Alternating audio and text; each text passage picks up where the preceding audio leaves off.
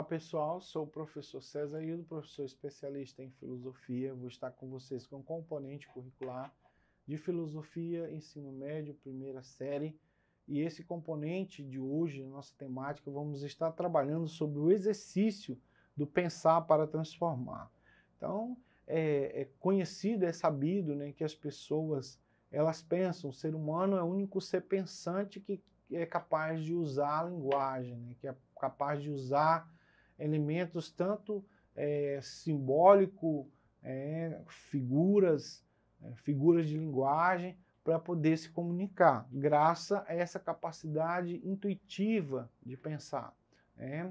É conhecido, né, que a ciência tem procurado avaliar a capacidade de outros seres, os animais, de pensar.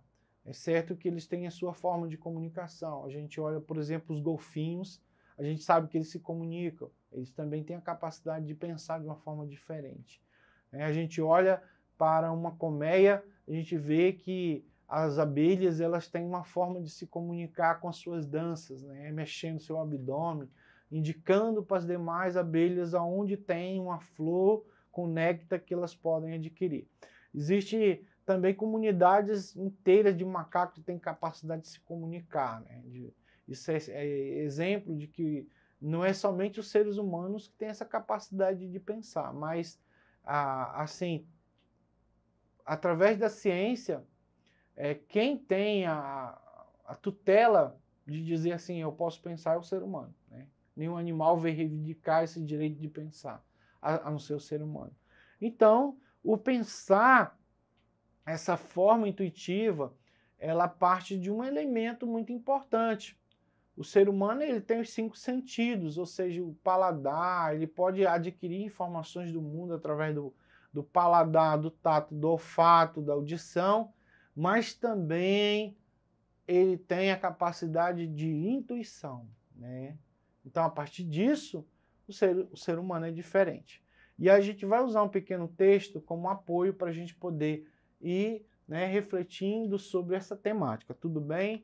Então, o nosso primeiro texto introdutório aí é um fragmento, traz uma maneira de pensar o mundo. Então, a filosofia se traduz no modo de pensar que acompanha o homem em sua tarefa de compreender o mundo e agir sobre ele, conhecer os conceitos, ampliar a sua visão de como um todo, que nos permite ser donos do nosso próprio pensar, falar e agir. A filosofia se preocupa em responder perguntas sobre o conhecimento, sobre os valores, o que é o bem, o que é o mal, natureza, origem das coisas, beleza, se é claro, sobre o homem. Então, esses elementos que estão aí intrínsecos. O objetivo da nossa disciplina é destacar, despertar, aliás, no aluno, a percepção de que a análise, a reflexão, a crítica da realidade, direcionada pelo pensamento filosófico, proporciona escolhas conscientes de um atuar justo, tanto no cotidiano quanto na vida, no dia a dia. Então, pessoal, a filosofia, ela é importante porque ela é uma ferramenta que pega elementos tanto do mundo físico quanto do mundo metafísico e vai fazer esse homem, um ser pensante, capaz de transformar o seu meio, transformar a sua sociedade, né, onde ele vive. E trazer, assim, elementos que não sejam baseados apenas na religião, no achismo, no senso comum ou na doxa, mas sim elementos de racionalidade, de interação, de convivência harmoniosa, que faz com que ele seja o animal predominante, que domine toda a cadeia, né? Apesar de nós sabermos que um homem diante de um tigre ele é nada, mas o homem consegue, com a sua intuição, com o seu pensar, produzir armamentos e ferramentas que vão prender um tigre e fazer com que ele seja subserviente ao homem. Tudo bem? Então vamos prosseguir. O segundo texto, nesse fragmento aí, ele vai trazer aí algo da parte de Platão. Ele vai dizer, né? Para Platão, o saber deve ser acompanhado de uma ampliação do mesmo em favor do desenvolvimento das qualidades humanas, pois de nada serviria possuir a capacidade de transformar pedras em ouro. Quem não soubesse utilizar o ouro, de nada serviria uma ciência que tornasse imortal a quem não soubesse utilizar a imortalidade. É necessário, portanto, uma ciência em que coincidam em fazer e saber utilizar o que é feito. Essa é a ciência, essa é a filosofia. Então, o fragmento aí está citado. Então, pessoal, o que Platão ele está tentando demonstrar nesse fragmento, né? Ele está querendo falar, ele é o criador do mundo sensível, né? E do mundo suprassensível. O mundo sensível é esse que a gente adquire conhecimento a partir dos sentidos. E o suprassensível a gente só pode conhecer a partir da intuição. Há uma ideia perfeita de César, imortal, que está lá, perfeito, que não se deteriora, que não muda. E eu sou uma cópia desse mundo imperfeito, sujeito a todas as intempéries, a envelhecer, a adoecer, a quebrar uma perna, né? Então, existe uma ideia que nunca vai mudar. Então, essa ideia que ele vai criar pode ser, né, algumas correntes vão sustentar que isso seria uma ideia de Deus, né, uma ideia perfeita, imortal que está lá. Então, mais tarde, Agostinho vai usar essa ideia e vai criar o mundo, a cidade de Deus, a cidade dos homens, querem dizer que lá no céu existe uma ideia perfeita de um ser humano perfeito, a imagem do homem perfeito. Então, nós temos esse contraponto, gente. Ele vai falar que o pensar ele é proveitoso para o homem, mas desde que ele saiba usar o pensar. Não adianta ele transformar pedra em ouro e não saber utilizar. Então, o pensamento ele tem que ser uma ferramenta importante que vai transformar o homem para que o homem possa ser um ser melhor na sociedade, tá bom? O nosso terceiro texto, ele vai dizer outras definições, ou seja, existe outro pensar. Platão foi o primeiro, mas existe o pensamento de René Descartes, de Thomas Hobbes e Immanuel Kant, que foi o grande pensador que está na divisa do período medieval para o moderno. René Descartes vai dizer o seguinte: significa o estudo da sabedoria. E isso ele vai falar sobre o pensar, né?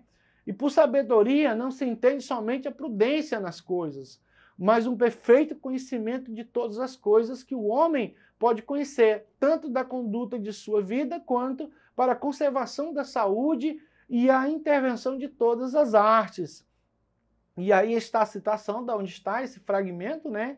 Thomas Hobbes vai falar o seguinte, né, que ele foi o grande criador, né, da concepção lá do Leviatã, imagem do Estado monstruoso que mais tarde vai se tornar harmonioso com seu cidadão, porque há um acordo, há um pacto com esse Leviatã. Então, ele vai dizer o seguinte: a filosofia é, por um lado, o conhecimento causal, e por outro, a utilização desse conhecimento em benevolência do homem. Então, ele vai dizer que a filosofia é um conhecimento causal, né? E aí, se ele for usado, utilizado de forma correta, ele vai trazer benefício. Ele está certo, né? Ele vai dizer que se nós tivermos esse conhecimento de certa forma harmonioso, utilizar o conhecimento, por exemplo, para produzir a ciência produzir uma vacina, ela pode ser benevolente para o homem, pode ser benéfico para o homem. Mas se o homem utilizar o conhecimento, o pensar para produzir armas, e aí, né, vem várias críticas a respeito disso. Immanuel Kant vai dizer: a ciência da relação do conhecimento, a finalidade essencial da razão humana. Então, a ciência da relação do conhecimento, a finalidade essencial da razão humana. Está lá na crítica de Immanuel Kant, né, Crítica à Razão, né, que foi a grande obra dele, né, Crítica da Razão Pura, que ele vai criar os elementos lá do conhecimento a priori e a posteriori, né? Ou seja, esse conhecimento que ele vai querer dizer é um conhecimento que sempre o homem vai buscar a felicidade, né? E aí ele vai dizer, né, em outras palavras, né, vai falar que todo elemento usado na ação do homem possa ser uma ação justa, né? Então, ficou aí a dica, pessoal, estude aí, dá uma pesquisada em Immanuel Kant. O pensar para a crítica. Por isso, a filosofia incomoda, pois ela questiona o modo de ser das pessoas, da sociedade, do mundo, discute as práticas políticas, científicas, técnicas, éticas, econômica, cultural e artística. Não há área onde ela não se meta, não indague, não perturbe.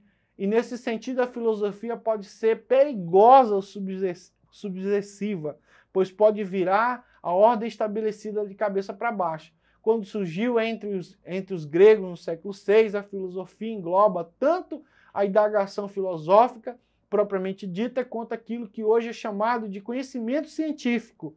O filósofo refletia e teorizava sobre todos os assuntos, procurando responder não só os porquês das coisas, mas também, né, ao como ou, né, o filósofo refletia e teorizava sobre todos os assuntos, procurando responder não só aos porquês das coisas, mas também ao como, né, elas aconteciam e como elas funcionavam. Então, a filosofia sempre procurou explicar, através das suas críticas, através do pensamento crítico, filosófico, tanto dos pré-socráticos, quanto de Sócrates, quanto de Platão, quanto de Aristóteles, quanto do período aí medieval, né, toda a patrística, escolástica, moderno, sempre buscando, né, trazer uma crítica, questionar o mundo, procurar os porquê, o porquê o homem existe, né, quais são a razão do homem existir, por que o homem vive em sociedade, né, então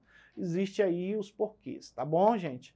A nossa conclusão, portanto, o exercício do pensar só entra na corrente filosófica graças ao logos e a dúvida do mundo mítico. Tá? Então, diante de tal coisa, ele sempre vai desenvolver a capacidade do pensar, desenvolver os preconceitos, né? Torná-los conceitos elaborados e amplos, desenvolver a capacidade de agir da melhor maneira e de formar valores e tornar-se um homem mais livre, tá bom, gente? Então, essa é a conclusão de todos esses fragmentos que a gente esteve aqui refletindo, trazendo aí essa contextualização. Vamos para o nosso exercitando. No nosso exercitando tem aí uma temática que vem justamente de René Descartes, tá? O pensar, né? Então, René Descartes desenvolveu um método filosófico baseado na dúvida para encontrar uma certeza na qual possa fundamentar o conhecimento seguro. Essa certeza fundamental de Descartes é chamada de cogito e sua formulação principal diz: alternativa A, penso logo existo, B, Deus sive nature, conhece-te a ti mesmo, só sei que nada sei, o homem é a medida de todas as coisas. Então, a nossa questão certa é penso logo existo. O professor César fica por aqui, acesse a plataforma Eduque, tem acesso a todo o conhecimento, estão lá no YouTube, webaulas.ead.ce. Tchau.